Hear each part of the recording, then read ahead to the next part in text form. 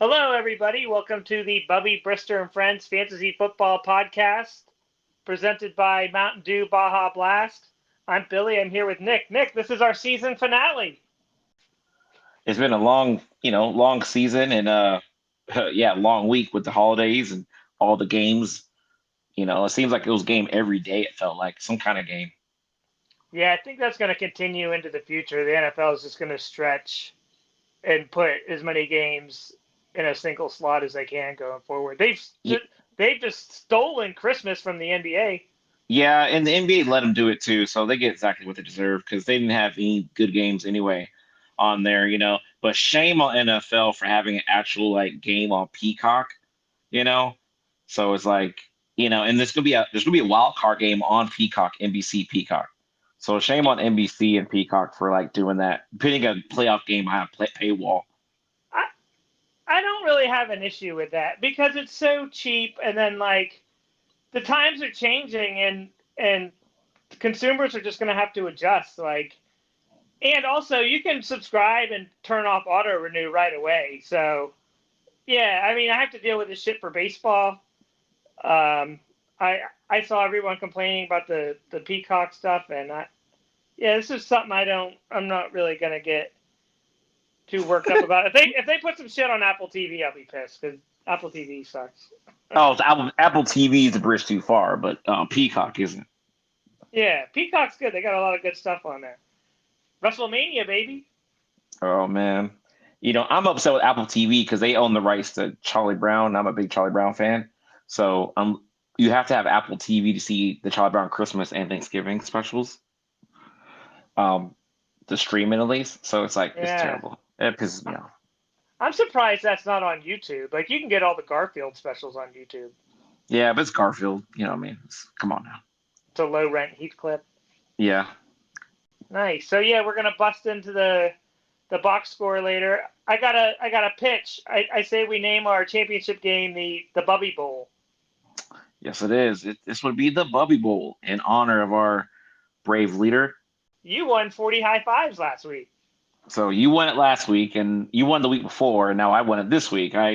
My team absolutely showed out this past week in fantasy football. As I was battling for last place not to get the Sacco Award. That will go for stealing of the wins. They'll have the Sacco Award this year for being last place. My team be second to last. But yeah, my team scored 201 points with huge games from Mike Evans, Calvin Ridley, Tampa Bay defense. Even every one of my teams scored double digits and like not just double digits, like mid double digits. When your kicker gives you 14 points, Jonathan Taylor showed up, game back in there. Even Russell Wilson and Jay Williams for Denver gave me combined 47 points. So I had a huge game, and I played all the right people because my bench combined for a total of 15 points. So I played all the right players Speaking of on my Russell game. Wilson, what do you think about him getting benched? That he's getting benched for financial purposes, so he doesn't get Right. hurt.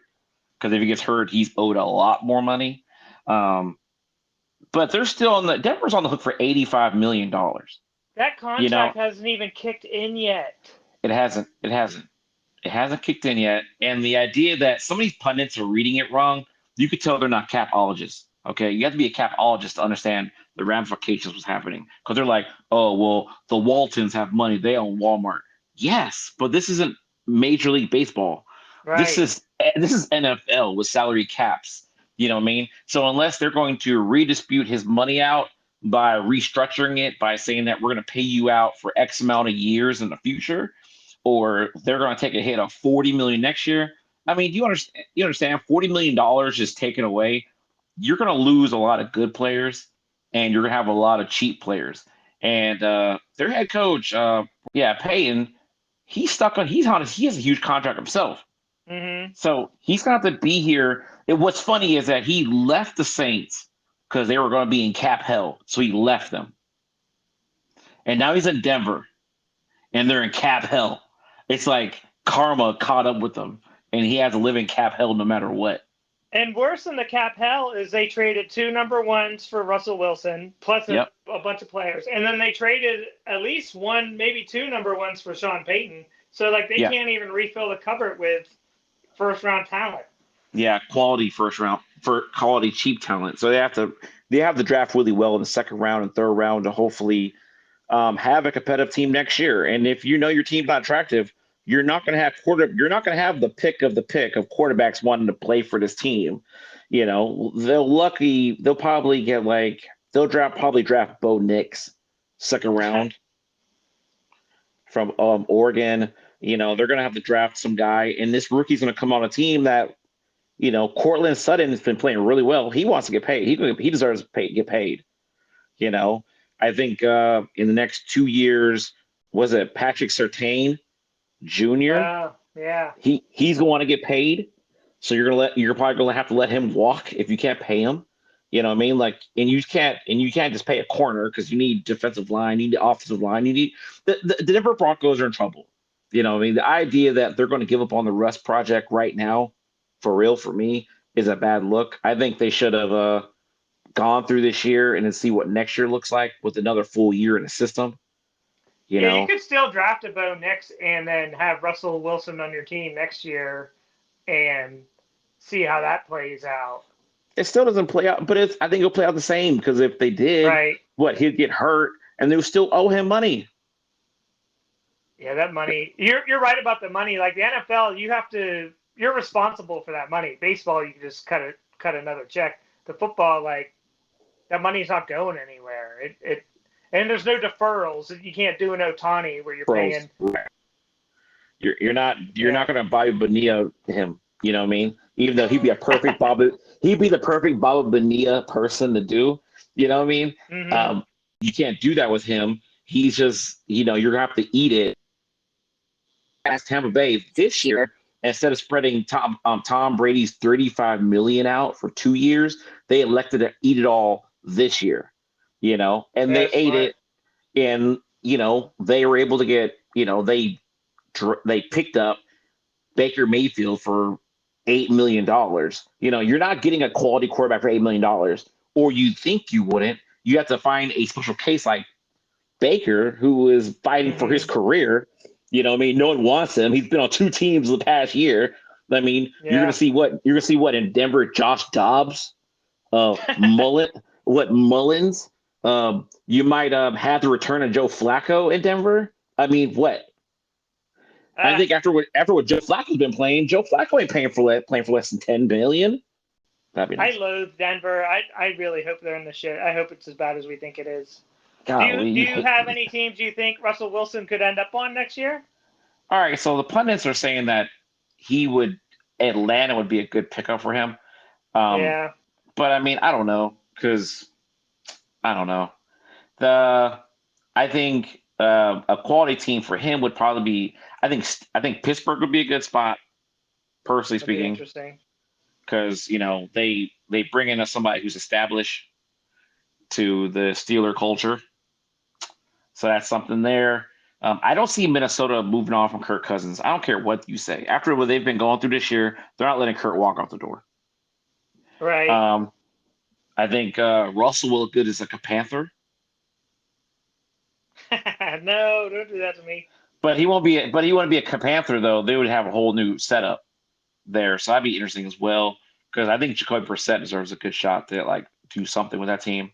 It's pretty limited, you know what I mean? Because I don't think he'd have a backup job, but he had to go somewhere and he have to compete for a starting job. I hope the Raiders are dumb and don't keep Antonio Pierce, and I hope the Commanders hire him. What Antonio Pierce has done is super impressive. They were nothing. They were just like an invisible team with no identity, and Pierce gave them an identity seemingly overnight. Antonio Pierce has given him. Well, if I remember Antonio Pierce as a player, and when he played for the Giants, and they won a Super Bowl with him as inside linebacker, and he had a certain swagger about him, even when he was on ESPN as a commentator.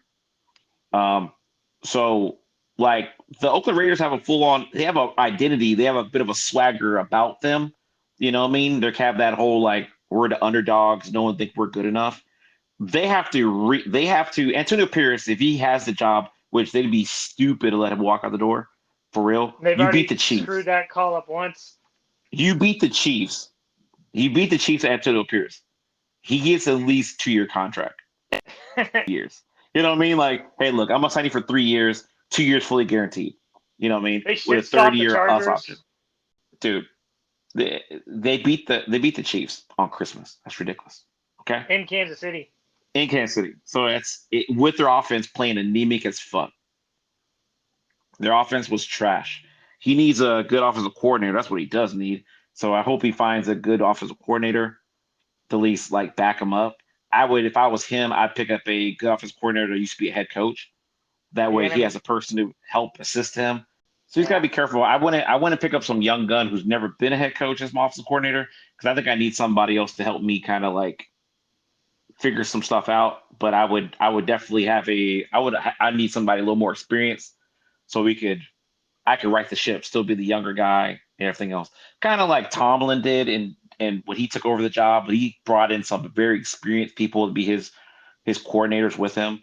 Wasn't like Haley his quarterback.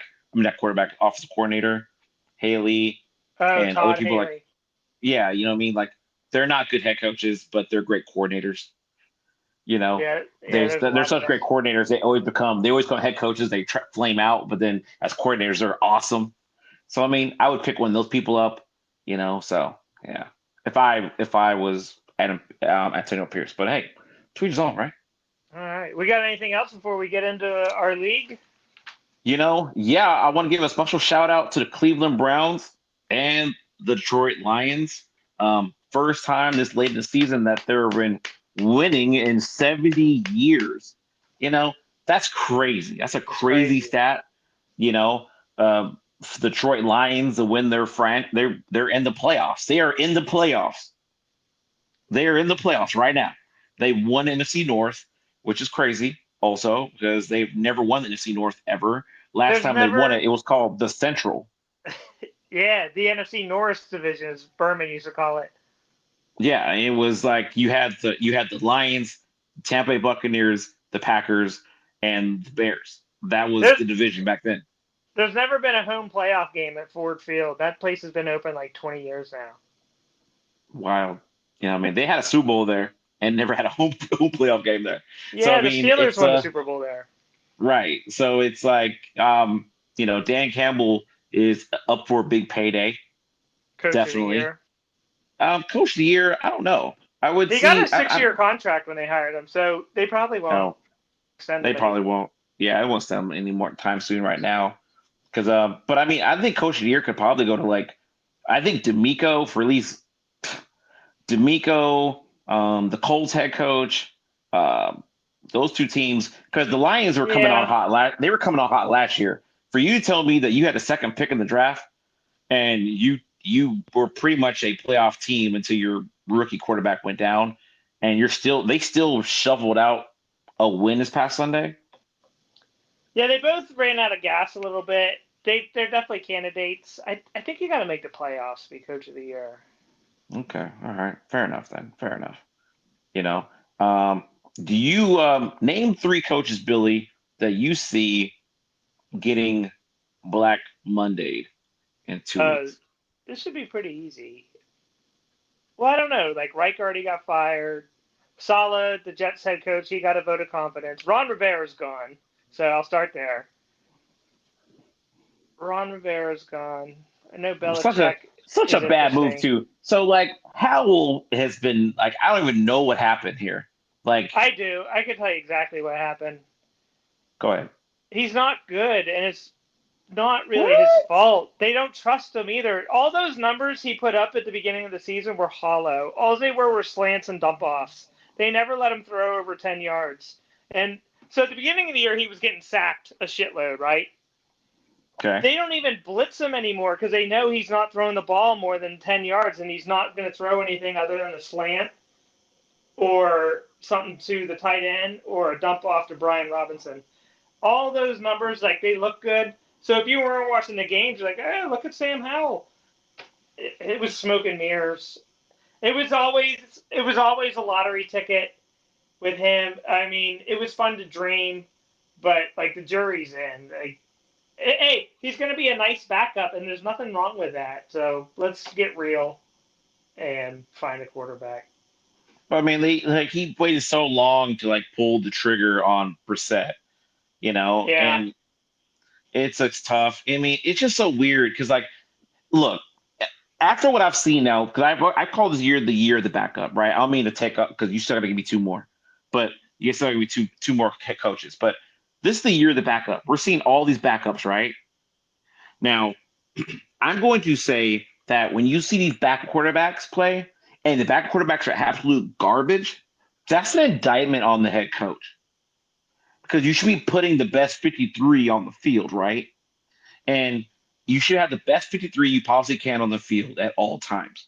And if you're telling me that the best backup quarterback is some guy that, side note, the Giants, Mr. DeVito turned into a pumpkin and he played like hot garbage. Yeah. Then he put Tyrod in, and Tyrod couldn't throw more than 5 yards. It was like, what are you doing? Like, eh, what's happening? Like this is your backups. Like that's why I want to tip my hat to in Minnesota you had Mullins just yeeting the ball down the field. Like, what are you doing? He was throwing punts. Yeah, he threw for 400 yards, but he could have thrown 8 interceptions. Golly. Brissett would come in the last 2 weeks, and he was just flinging the ball. Like, he looked like Sam Howell made him look like Tom Brady the last 2 weeks. I think the only reason why they're moving to Brissett from Howell is, one, I think Howell is exhausted. He might not go up to the coach and tell him he needs a rest, but I'm sure Rivera can see it on his face and with his body language, we ran this guy into the ground. And then, Brissett has earned the job, and the coaches have to look the other 52 guys in the face in the locker room. And, I know all the Commanders fans are crying because they just leave Howell in, play for that draft pick, but that's not real life. They're in the room with these guys, and they know if they run Howell back out there, it's just going to be another shit show. Yeah, it will. Two more coaches. I know. So this was, when you first asked this, I was like, this is easy, but it's not because the Cardinals have a first-year head coach. I'd be shocked if they fired him. The Frank Reich has already been fired. Okay. Even the Bears are up to 6-9 right now. He can still Rivera's get fired though. Gone. So I'm going to go Rivera, Belichick. The Chargers have already fired their coach. Peyton's not getting fired. Should I bet on the Raiders being stupid and letting Pierce go? I don't think the Titans are going to get rid of Vrabel. And what about Pittsburgh? I don't think they're going to get rid of Tomlin. If Tomlin goes, that'll be a mutual thing. And word has that the Falcons head coach and the Saints head coach are safe, but I don't trust it. I don't trust it. Do you want me to name 4? Oh, I said 3. Okay. I said 3. Rivera, Belichick, and I'm with you. I don't trust that the Saints and Falcons are going to do anything either. Could Pete Carroll decide he's old and retire? That doesn't count as a firing, though, does it? No, but I don't see him retiring. There's be no reason. If the Seattle makes playoffs, he's gonna keep rolling. He's really old though. He's pushing 89. What? Get out of here! There's no way. I'm just kidding. I'm about to say what? He's 70 something. Yeah, he's definitely 70 something. Him and Bill are old. Yeah, that's true. He makes Bill look. He looks making old. He makes looking old look good. Where Bill looks like he's old. Pete Carroll's like, I'm old, but I'm giving a peace sign while I'm old. I'm old, man. I'm going to say the Raiders are dumb and don't bring back Pierce. Jesus Christ. Because, if he could, if Antonio Pierce could, bring in, Eric Bieniemy, who's going to be free, bring him in, and then instead of having, so if you throw out my logic of bringing an experienced offensive coordinator, you bring an expensive defensive coordinator then in, who used to be head coach, and you have Antonio Pierce's focus on the overall, because don't be the young guy who's never head coach before and try to call plays and run a team. The number one thing you want from your head coach is an identity, and he's provided that. Great job by him and the Texans head coach, DeMeco Ryans. Yeah. Yeah, I think what's his name, Mark Davis, Al Davis' son. He's gonna screw this. Mark Davis. I give him a lot of credit for moving the team to Las Vegas. Like I think his dad would have loved that move because it's crazy. Yeah, they needed it. Like Las Vegas was yearning for it. And he likes to do things I think his dad would do, and his dad loved those offensive coaches like Shanahan, like Mike Shanahan back in the day, Lane Kiffin back in the day. These young offensive coaches. Yeah, but he also liked defensive guys. He had Art Shell and all those, um, so Gruden it's is another young offensive coach, though, yeah, when yeah, he was that's true. hired. And Mark Davis hired Gruden. He hired Josh McDaniels. I could see him going back to this offensive well and just totally missing the boat on Pierce, who is going to get a job somewhere. Because that's what Raiders people. That's unfortunately what Raiders management do. Because just like you mentioned it, Gruden. Why would you trade Gruden? You traded Gruden, and then he came back and beat your ass. So it's like, why Yeah. would you do that? All right. Well, let's get into our league real quick. You got anything else? No, that's it. I've gone on a tangent long enough. All right. Yeah, we'll go down. So I did the money or the high fives. The high points by week were week one was you. You won week one. So you got out of the gate quick thinking, hey, I'm going to kill it this year. Yeah, my team was pretty good first week, and then we fell apart. Week two was Punishers. Week three was the Trombones. Week four was Stealing the Wins. Week five was Smashhawk. This was when Smashhawk really went on a tear. Week six was Punishers. Week seven was Pit Sweat. Week eight was Smashhawk. Week nine was Smashhawk. Week 10 was Smashhawk. Week Jesus. 11 was Mile High Salute. Week 12 was you. Week 13 was DeMoss, or was Renegades slash Smashhawk. They split. Week 14 was Punishers. Week 15 was Fresh Meat. Week 16 was you. So even though you had a bad season, record-wise, money-wise, you came in fourth with 120. Yeah, not bad. Not Dead bad. Money made the playoffs, won zero money. Jeez. How do you do that? That's impressive. You get the wins, you win enough, you got enough points to get in the. And remember, he's the guy that locked me out the playoffs. Yeah. So that team that The locked me out. They won it. He had 23 more points than I did that got him in. Would you rather make the playoffs and win no money, or win some money and not make the playoffs? No, I'd rather like to be. I like to be in the green. Yeah. Yeah. It's, so I'll run this from the bottom up. Renegades, 20 high fives. Chicken salad sandwich, 20 high fives. Fresh meat, 40 high fives. Mile High Salute, 40 high fives. Pit Sweat, 40 high fives. Stealing the Winds, 40 high fives.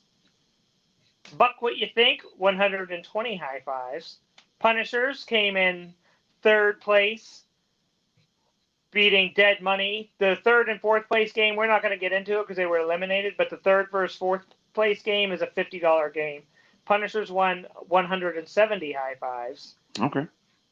Second place was Boy Scout Trombones. We're going to get into the Bubby Bowl in a second. 190 high fives. And All then right. Smashhawk.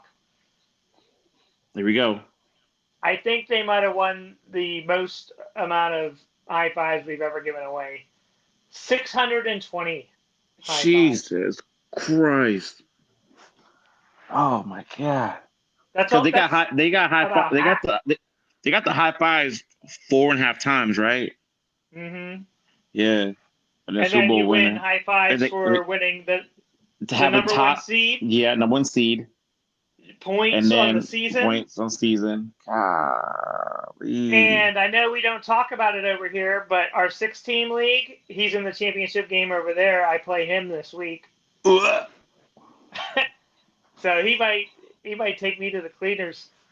Golly, my man's having an epic fancy season. He's write this down. He might retire. Yeah, you might want to retire after this. Just like, hey, I go down as the greatest ever. Go out you called it like mid-season. You're like, all right, get the parade ready because they're going to win. You called it like early. You said, and I was trying to doubt it, and I've been doubting it. And in the playoffs, I thought that he got close to being eliminated in the second round, but there was never a doubt in this game. Yeah, we'll get into it. The Bubby Bowl right now. We'll get into it. It was Smashhawk versus Trombones. Smashhawk killed him 192-132. Dak, 27 points. It came out this week that Dak's ex-girlfriend is dating former Oriole pitcher Jack Flaherty. Dak had 27. He had 9 last week, so he had a bounce-back game. Rachaad White, 26 points again. That guy is money. He's my vote for league MVP on the season. What do you say? Rachaad White has absolutely since week 7, he's been double digits and no less than 19 points. So he's been, and especially when the playoffs came where he needs him to win. My man scored no less than 20. He scored less 26. That was last week, 26 points. Beyond that, he's been 26, 29, 31, 27. Rachaad White has been an absolute godsend for him in the playoffs. And, at the money. And he's also showing Tampa Bay's been winning on a 4-game win streak themselves because of Rachaad White. So, yeah. And he drafted Rachaad White at 47th. I think you need to factor in when you're drafted. When you have the type of season that Rachaad White had, where if we drafted today, he'd definitely be a top 20 pick, maybe even a top 10 pick, because running backs are just, it's hard to find a running back stays healthy the whole season, let alone one that produces. He'd be a top 10 pick because you would treat him like Alvin Kamara. Yeah. Yeah, so congratulations, Rachaad White, on your MVP. Over on Trombones, I would say the league MVP runner-up would be Raheem Mostert. I think you would give it to Mostert, but I think low-key, I would look at Puka because he picked up Puka, and Puka has been putting up for him. Low-key kind of carried him through some dark times because Mostert was hurt for a little bit.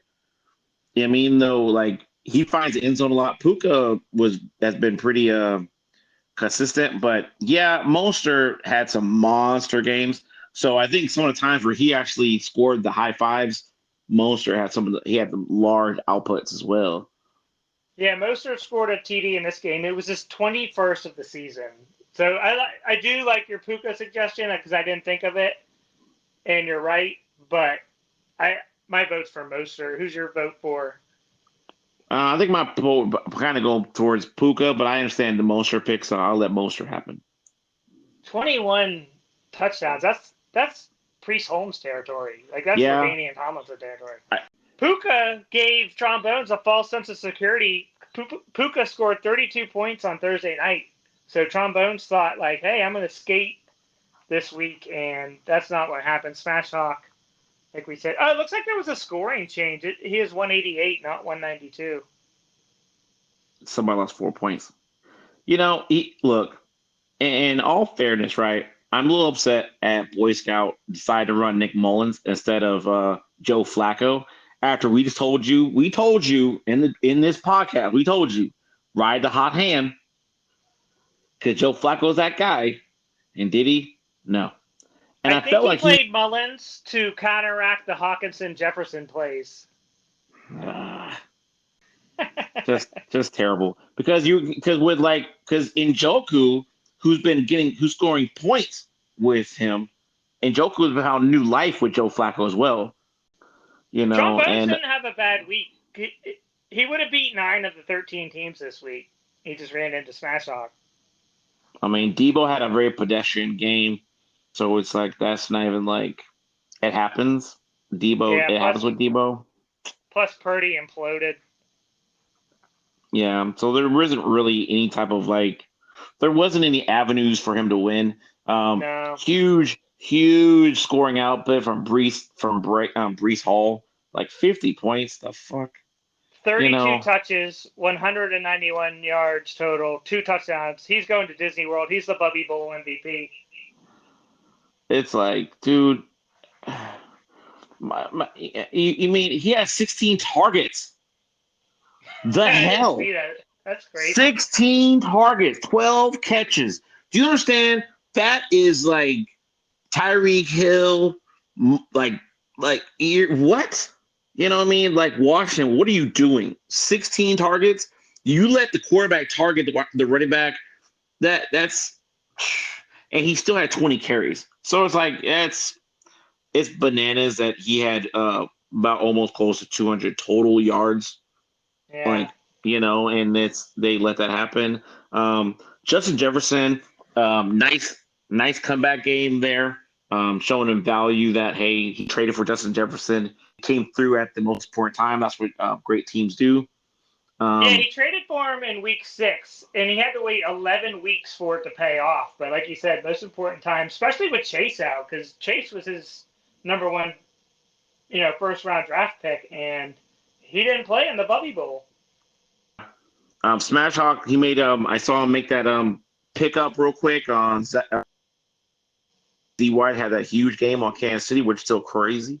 For 22 points. So Yeah, his 12% owned. Dead money dropped him out of nowhere. I guess he thought Jacobs would be back and Zamir White would go back to the bench, but yeah, to pick up a guy on Christmas morning who gives you 22 points, like Merry Christmas. yeah, and his kicker 22 points. His kicker itself 22 points. His kicker outscoring his kicker by 19 points is nuts. Um, Yeah. so I mean that's where it all comes down to. Even he has Atlanta defense with 20 points on the bench itself. So it's like geez, there's not a Good lot of thing he didn't avenues for play. winning there. Good thing he didn't play Cortland Sutton. He got a 0. He got injured early in the game. Yeah, he got hurt and then they had to make some moves. So yeah, that's it's a crazy game, man. This past week fantasy football, man, you had there's a lot of weird scoring anomalies happening. Amari Cooper, 51 points. That it's crazy. I think Pickens had a huge game this past week for I said Pittsburgh. we weren't going to talk about it. The third place versus fourth place game, which was Dead Money versus Punishers. Dead Money left Cooper on the bench, and he lost by 5 points. And I think we said to start him too over DJ Moore, who scored 4 points, Yeah. 3 for 18 yards. That is a I had lump of coal. I had one more note on the Bubby Bowl. Rashi Rice, nothing special, but he's been solid all season for Smashhawk. 6 for 57 and 11 points, and the dying Kansas City offense. Trombones had Kelsey, and he didn't do anything either. Yeah, the Kansas City offense is just anemic, and it's problems in a lot of fronts. They can't block him. They have bad offensive linemen. They can't run the ball effectively. Rice is the only one that catches the ball effectively. Like he can catch the ball. So can't go wrong with that. George Pickens had 35 points this past week, 4 for Yeah, 195. Rudolph was Craziness. throwing some bombs. Mason Rudolph turned the clock back to 2020. Was he in So college that year? no, I think he was NFL. I think I hit by a helmet that year. I'd never seen him look like this before. Oh no, he's never been. I think it was Ben Roethlisberger wearing a Mason Rudolph jersey. Oh, that'd be fun. So, you got anything else with the Bubby Bowl? I think we're about done. I got This is nothing else, sad. man. Yeah, it's sad.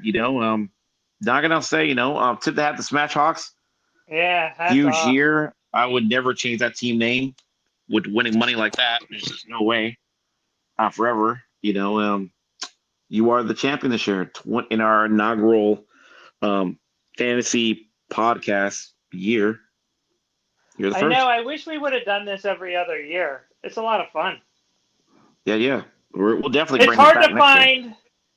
It's hard to find people. Everybody wants to talk about their fantasy league, but you can only talk about it with people in your league. Anytime you're talking about your fantasy league to someone who's not in your league, or someone's telling you about their fantasy league and you're not in their league, it's like hearing about someone's dream. It's abysmal. But the fact that we can go in depth on our own league is pretty cool. I don't think there's too many fantasy leagues with a league specific podcast. Yeah, and I think we leave good nuggets for anybody else that really come. If you just come out here just to listen to it, we're talking about the players and what they're doing, what their weekly outputs are too. So even if you're playing your league, you'd be like, hey, I didn't really know that. Let me pick this person up. Yeah, hopefully. Yeah, I plan on coming back next year. I say we do the draft lottery on air. We'll do the draft lottery special where we spin Bruce Willis from the What You Talking About Willis podcast to determine our draft order because I don't trust the randomizer anymore. Oh no. Hopefully your internet will be better. We if you've noticed a dip in audio quality the last few weeks because we started recording with a much easier solution so we could just finish the season strong. We were having some technical difficulties that were a little frustrating, and we wanted to finish the season. Yeah, the show must go on. Yep.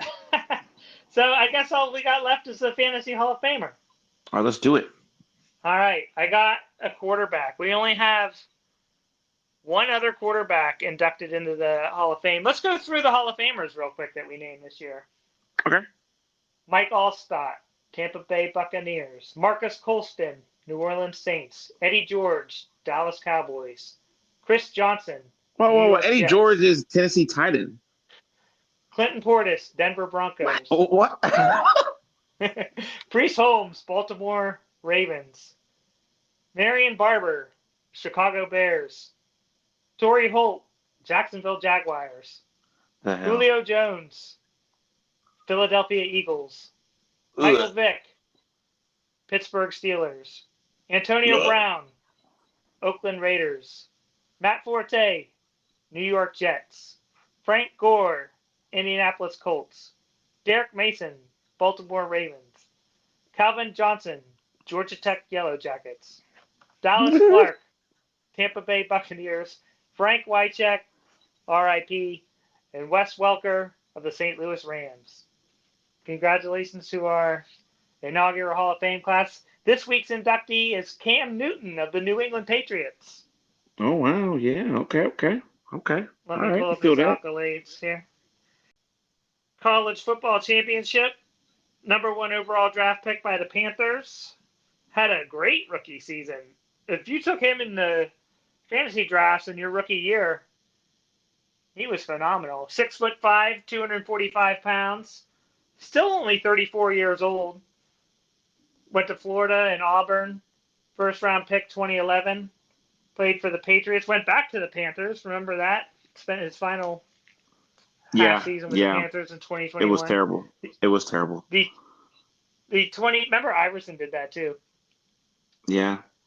The 2015 NFL Most Valuable Player, 2015 Offensive Player of the Year, 2011 Offensive Rookie of the Year, first team All-Pro in 2015, a 3-time Pro Bowler, All-Rookie Team 2011, the Burt Bell Award in 2015, 2-time BCS National Champion, Heisman Trophy, Maxwell Award, Walter Camp winner, the Manning Award, the Davey O'Brien Award, the AP College Football Player of the Year, and